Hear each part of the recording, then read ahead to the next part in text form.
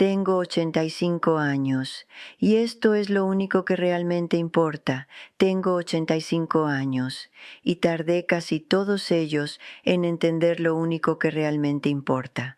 No lo entendí a los 30 cuando tenía toda la energía del mundo y creía que el tiempo era infinito. No lo entendí a los 50 cuando pensé que ya sabía suficiente. No lo entendí a los 70 cuando empecé a sospechar que algo se me había escapado. Lo entendí hace poco, con 85 años encima, con este cuerpo que ya pide las cosas con más calma, con este silencio de la casa que a veces pesa y a veces es el lugar más honesto que conozco. Lo entendí y hoy lo voy a decir, sin rodeos, sin la construcción larga de todo lo que aprendí antes de llegar aquí, directo. Porque a los 85 años uno ya no tiene paciencia para los rodeos, ya no tiene tiempo para llegar despacio a las cosas importantes. Las cosas importantes merecen llegar rápido y quedarse, pero antes de decirlo, déjenme contarles cómo llegué a esto, porque el cómo importa, el cómo siempre importa.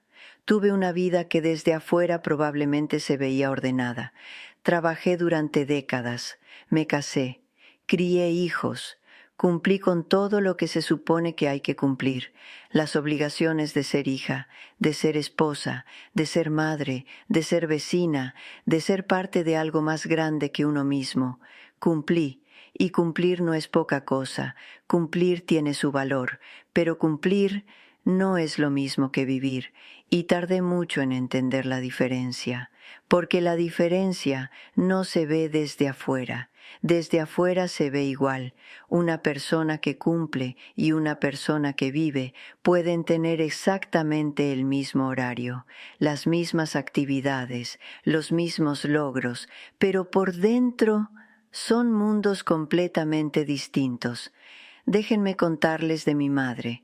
Mi madre se llamaba Rosario, una mujer pequeña de carácter enorme. De esas personas que llenan cualquier cuarto donde entran sin hacer nada especial, solo siendo. Mi madre cumplió toda su vida, cumplió de una manera que habría dejado exhausto a cualquiera. Cocinó, limpió, crió, trabajó cuando hubo que trabajar, aguantó cuando hubo que aguantar, y lo hizo sin quejarse, sin pedir reconocimiento, sin esperar que nadie dijera qué bien lo estás haciendo. Solo lo hizo, porque era lo que había que hacer, y yo la admiraba por eso. La admiré durante décadas, hasta que llegó el año en que mi madre enfermó.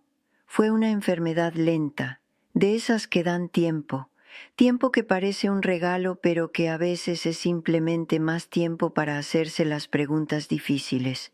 Y mi madre en ese tiempo habló de maneras que no había hablado nunca, como si la enfermedad le hubiera dado permiso de decir cosas que siempre había guardado. Y un día me dijo algo. Estábamos las dos en su cuarto, yo sentada en la silla al lado de su cama, ella mirando por la ventana, y sin mirar me dijo, ojalá hubiera disfrutado más. Así, simple. Ojalá hubiera disfrutado más, no ojalá hubiera logrado más, no ojalá hubiera acumulado más, no ojalá hubiera sido más. Disfrutado, esa palabra, en ese cuarto, en ese momento. Entró en mí de una manera que no esperaba, que no supe procesar completamente en ese entonces, porque en ese entonces todavía tenía la vida muy llena de cosas urgentes, cosas que reclamar mi atención, cosas que cumplir, y guardé esas palabras de mi madre en algún lugar, sin saber todavía qué hacer con ellas, y los años siguieron, y mi madre se fue, y yo seguí cumpliendo, y las palabras esperaban, guardadas, hasta que llegó el momento en que tuve que escucharlas, que fue ahora, que fue hace unos años, que fue cuando el cuerpo empezó a pedirme que fuera más despacio, y el despacio me dio espacio para escuchar lo que siempre había estado esperando ser escuchado. Y entonces lo entendí, lo único que realmente importa. ¿Están listos? Porque es simple, y porque es simple van a pensar que ya lo saben, pero saberlo y vivirlo, Son cosas completamente distintas. Lo único que realmente importa es estar presente en tu propia vida. Eso, estar presente en tu propia vida, no en la vida que imaginaste, no en la vida que otros esperan de ti, no en la vida del pasado que ya fue, no en la vida del futuro que todavía no es, en la que tienes, ahora mismo, con todo lo que tiene, con todo lo que le falta, con sus complicaciones y sus momentos hermosos y sus martes ordinarios que no parecen gran cosa mientras están pasando.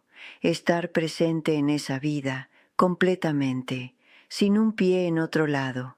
Eso, solo eso.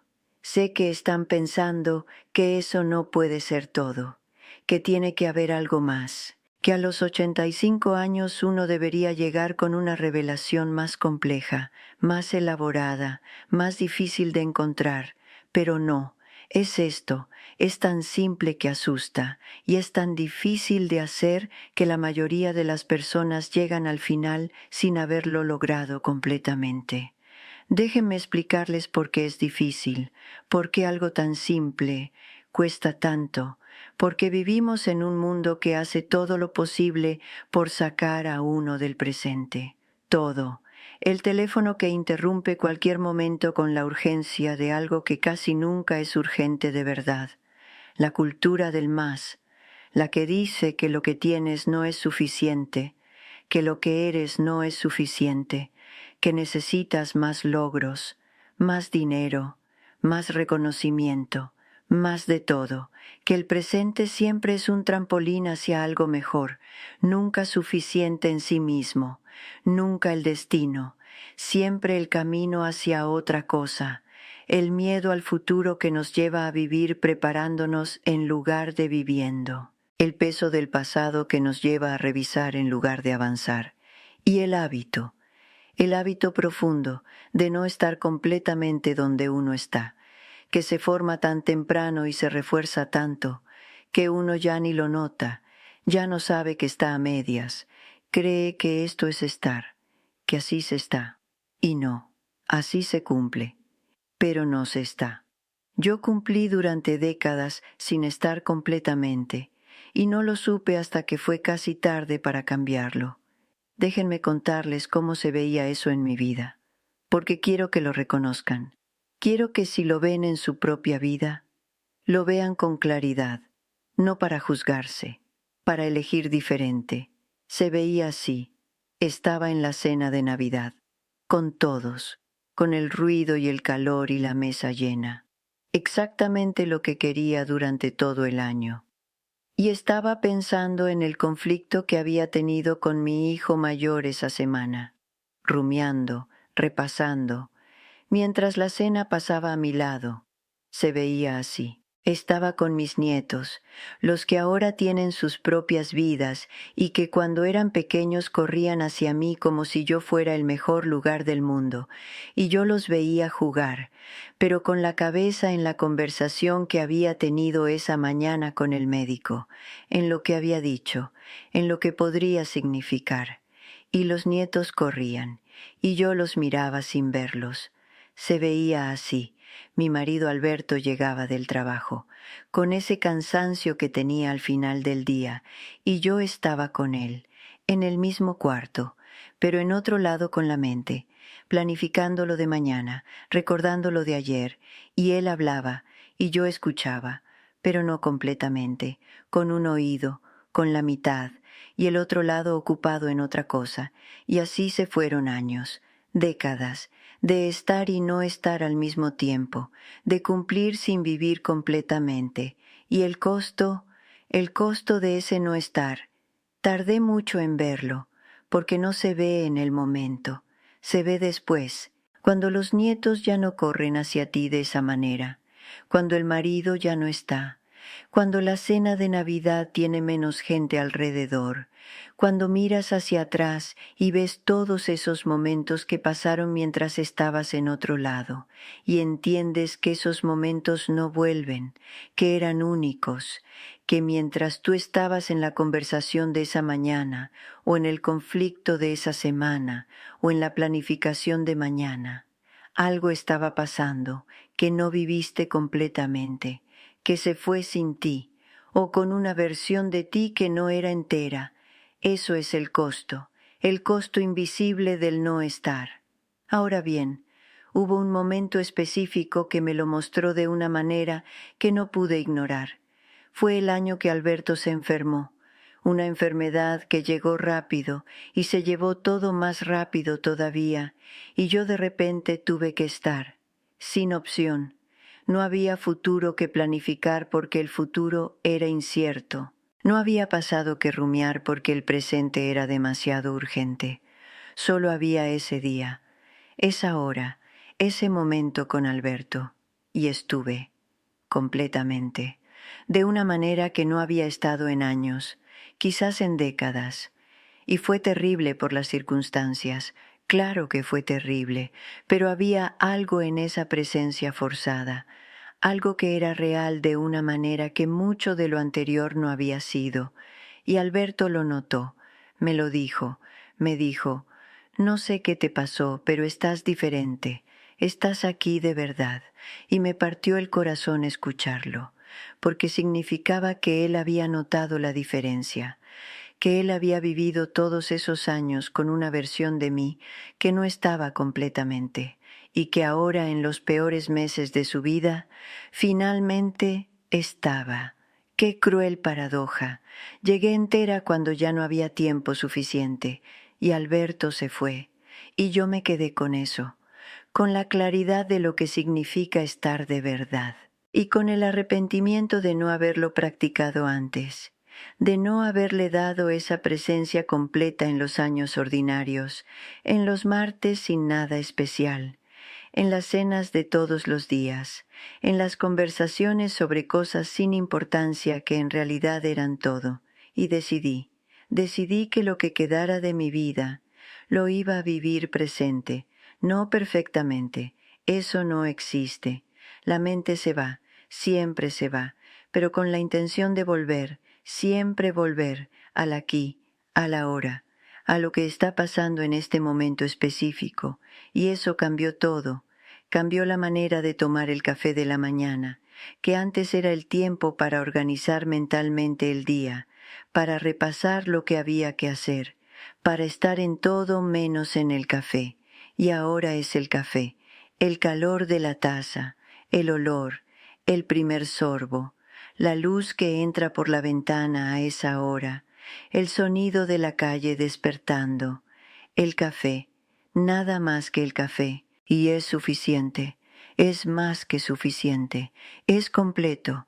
Cambió la manera de hablar con mis hijos, que antes era a medias, con la conversación en la cabeza y el teléfono en la mano y el ojo en alguna otra cosa, y ahora cuando llaman, me siento, literalmente me siento. Dejo lo que estaba haciendo y escucho, de verdad escucho. No preparo lo que voy a decir cuando terminen, no proceso lo que dicen a través del filtro de cómo me afecta, solo escucho y ellos lo notan. No lo dicen siempre, pero lo notan. Las conversaciones son diferentes, más profundas, más reales, más de dos personas que se encuentran de verdad. En lugar de dos personas que se actualizan, cambió la manera de estar en el jardín, que tengo pequeño, con las flores que fui poniendo con los años. Antes lo veía de paso, camino a otra cosa, parte del decorado, y ahora es donde voy, adrede, con la intención de estar ahí, de ver cómo está, de notar lo que creció, lo que necesita atención, los colores que cambian con la temporada, el pájaro que viene siempre al mismo árbol. Eso. Y es uno de los mejores momentos del día. Un jardín pequeño que siempre estuvo ahí y que no había visto realmente hasta hace unos años.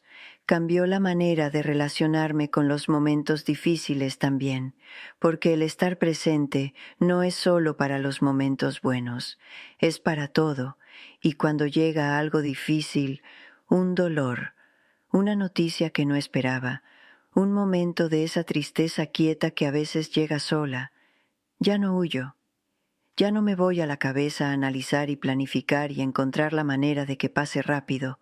Estoy con ello. Dejo que sea. Y pasa.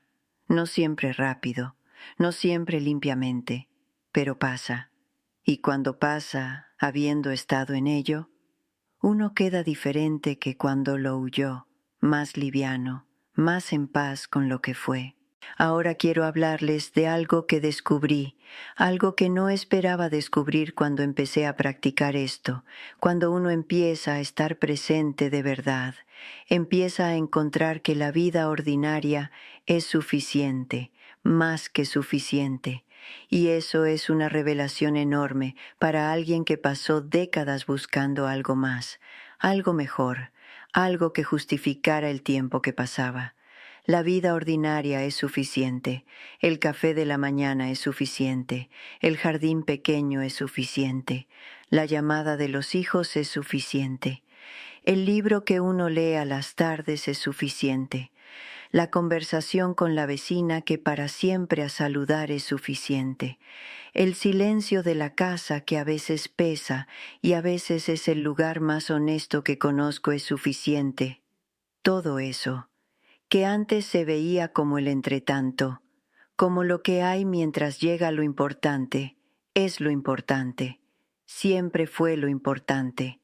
La vida no son los grandes momentos, los grandes viajes, los logros extraordinarios, las celebraciones que se planean meses.